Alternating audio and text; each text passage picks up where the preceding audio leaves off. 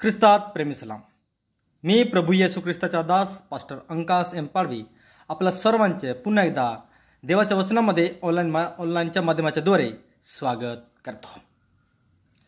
मागील व्हिडिओमध्ये आपण पाहिलं होतं, देवाचे दर्शन जर हवं आहे, जर घ्यायचं आहे तर आपल्याला काय करावं लागेल. आजचा जो व्हिडिओ आहे तो असा आहे, देवाचे सामर्थ्य पाहायचं आहे किंवा त्याचा अनुभव घ्यायचा आहे तर आपण काय केलं पाहिजे किंवा आपल्याला काय करावं लागेल. सहजपणे देवाचं सामर्थ्य आपल्याला मिळत नाही, त्यासाठी आपल्याला काहीतरी करावं लागतं. पवित्रशास्त्र बायबल त्या गोष्टी संदर्भामध्ये काय सांगतं ते आपण थोडक्यामध्ये पाहणार आहोत. मत्ती सुवर्तमान याचा 17वा अध्याय आणि 21 वचन यामध्ये असं लिहिलं आहे, तरी पण प्रार्थना व उपास ह्या वाचून असल्या जातीचे भूत निघत नाही. ज्यावेळेस प्रभू येशू ख्रिस्ताचे रूपांतर डोंगरावर झालेलं आहे, त्यानंतर ते खाली आले. तिथे काय आपले काही शिष्य होते, त्यांना भूत घालवता आला नाही आणि त्यावेळेस प्रभू येशू ख्रिस्ताने त्यांना सांगितलं ते हे की तरी पण प्रार्थना व उपास ह्या वाचून असल्या प्रकारच्या जातीचे भूत कधीच निघत नाही. याचा अर्थ असा आहे की विश्वासणाऱ्यांचा किंवा शिष्यांचा जो विश्वास आहे तो अल्प होता, म्हणून त्यांना भूत घालवता आला नाही. तर त्यांनी काय करायचं होतं आणि त्यांना काय करावं लागणार होतं ते देवाने त्यांना या ठिकाणी शिकवलेलं आहे. जर आपल्याला देवाचं सामर्थ्य आपल्या जीवनामध्ये, कुटुंबामध्ये आणि मंडळीमध्ये जर पाहायचं आहे किंवा सेवेमध्ये जर पाहायचं आहे तर आपल्याला प्रार्थना करावी लागेल. जर आपलं प्रार्थनाशील जीवन नाही तर देवाचं सामर्थ्य आपल्या जीवनामध्ये कधीच प्रगट होणार नाही. जर आपण प्रार्थनाशील जीवन जगतो तर आपल्या जीवनामध्ये दैनंदिन देवाचं जे सामर्थ्य आहे तो दिसेल आणि प्रगट सुद्धा होईल. उदाहरणार्थ आहे प्रेषित मंडळी, ज्यावेळेस प्रभू येशू ख्रिस्त स्वर्गारोहण झाला त्यानंतर तिने 10 दिवस वाट पाहिले आहे आणि 50व्या दिवशी पवित्र आत्मा त्यांच्यावर आला आणि ते पवित्र आत्म्याने भरले गेले व देवाच्या सामर्थ्याने ते भरले गेलेले असे वचनामध्ये लिहिलेले आहे. प्रेषितांची कृत्य याच्या 2रा अध्यायामध्ये नोंद करण्यात आलेली आहे. त्यांनी 10 दिवस वाट पाहिली, प्रार्थना करत होते आणि देवाने जे वचन सांगितलं होतं, त्यांना जी आज्ञा केली होती त्या आज्ञेनुसार त्यांनी वाट पाहिली आणि देवाच्या सामर्थ्य त्यांच्या जीवनामध्ये आलं. जर आपण देवाच्या सामर्थ्यामध्ये जर आपल्याला देवाच्या सामर्थ्यामध्ये भरलं जायचं आहे तर आपण सुद्धा प्रतीक्षा पहा, वाट पहा, प्रार्थनेमध्ये देवाची वाट पहा. देव आपल्याला सुद्धा जसं त्यांना सामर्थ्याने भरलेलं आहे तसंच देव आपल्याला सुद्धा त्याच्या सामर्थ्याने भरेल.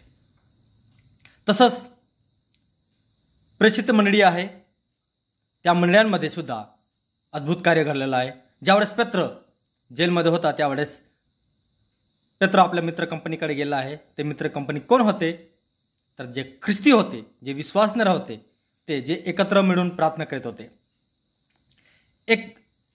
एकाग्रतेने प्रार्थना करत होते, एका ठिकाणी जमलेले होते आणि ते प्रार्थना करत असताना त्या ठिकाणी पवित्रशास्त्र वचनामध्ये लिहिलेलं आहे, प्रेषितांची कृत्य याचा 4था अध्याय आणि 31 वचनामध्ये नोंद करण्यात आलेली आहे की ज्यावेळेस ते प्रार्थना करीत होते त्यावेळेस ती जागा हादरली. इतकी सामर्थ्यवान त्यांची प्रार्थना होती, इतके कडकडीची आणि आग्रहाची प्रार्थना त्यांची होती, खऱ्या मनाची प्रार्थना होती, खऱ्या अंतकरणाची प्रार्थना होती, म्हणून त्या ठिकाणी ती जागा हादरली. ज्यावेळेस आपण प्रार्थना करतो काय त्यावेळेस आपण ज्या ठिकाणी प्रार्थना करतो काय ती खोली किंवा ती जागा किंवा आपलं अंतकरण काय अशा प्रकारे हादरते का? प्रियजनो, जर आपण प्रार्थनेमध्ये जर कमजोर आहोत तर आपण प्रार्थना करा, खऱ्या मनाने प्रार्थना करा, खऱ्या अंतकरणाने प्रार्थना करा. देवाचं सामर्थ्य तुमच्या डोळ्यासमोर दिसेल. त्याच्यानंतर आहे, जर आपण प्रार्थनेमध्ये कमजोर आहोत तर विश्वासाने प्रार्थना करा. येशूच्या शिष्यांचा सुद्धा अल्पविश्वास असल्यामुळे येशूने त्यांना सांगितलं की असल्या प्रकारचे भूत जे आहे प्रार्थना आणि उपास केल्याशिवाय जात नाही. जर आपलं जीवन प्रार्थनेशील आणि उपासनाच्या द्वारे नसेल तर अशा प्रकारचे अद्भुत कार्य किंवा जे देवाचं सामर्थ्य आहे ते आपल्या जीवनाच्या द्वारे कधीच घडणार नाही. त्यामध्ये आपल्याला मोठं उदाहरण आहे तर ते असं आहे, याकोबाचे पुत्र याचा 5वा अध्याय 15 ते 18 नोंद आहे. एलियाची प्रार्थना आहे, हे आपल्या सर्वांना ठाऊक आहे आणि त्यामध्ये की एलिया सुद्धा आपल्यासारखा मनुष्य होता, पण त्याने विश्वासाने आग्रहाने देवाकडे प्रार्थना केली. 3.5 वर्षानंतर तिथं पाऊस पडला आहे. त्याच्या अगोदर सुद्धा सांगितलेलं आहे, त्यामध्ये आपल्याला पाहायला मिळतं की खरखर त्या माणसाने, त्या विश्वासू दासाने देवावर विश्वास ठेवल्यानंतर जे त्याने सांगितलं होतं त्यानंतर परमेश्वराने 3.5 वर्षानंतर त्या ठिकाणी पाऊस पडला. का की त्याचा विश्वास होता की देवाला सर्व काही शक्य आहे. आणि जो कोणी देवावर विश्वास ठेवतो, जो कोणी आग्रहाने कळवळीने प्रार्थना करतो, विश्वासाने प्रार्थना करतो, देव मोठं अद्भुत कार्य त्या ठिकाणी घडवतो. जर आपला विश्वास आहे एलियासारखा सुद्धा, तर देव नक्कीच अशा प्रकारचे अद्भुत कार्य तुमच्या आणि आमच्या जीवनाच्या द्वारे घडवेल.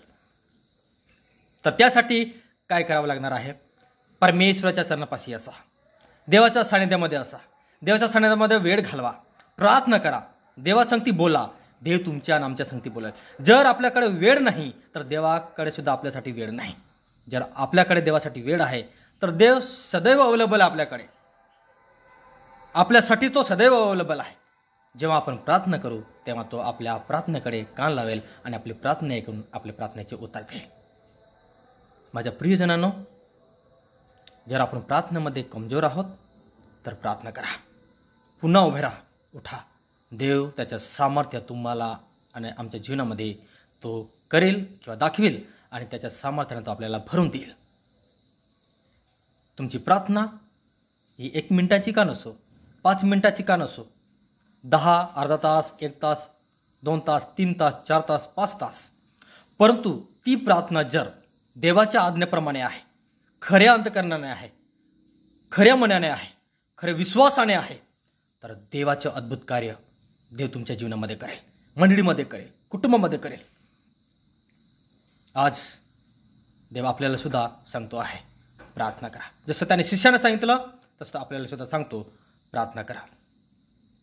जी मंडळी प्रार्थना करणारी होती म्हणून देवाचं सामर्थ्य पाहत होती. जर आपण सुद्धा प्रार्थना करू, मंडळी सुद्धा तशी प्रार्थना करेल, देवाचं सामर्थ्य पाहेल. कुटुंब सुद्धा प्रार्थना करेल, देवाचं सामर्थ्य पाहेल.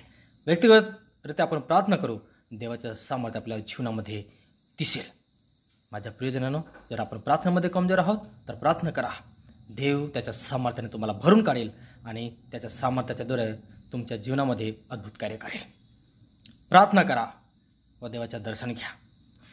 देवाचं दर्शन घ्यायचं आहे किंवा देवाचं सामर्थ्य पाहायचं आहे तर प्रार्थना करा.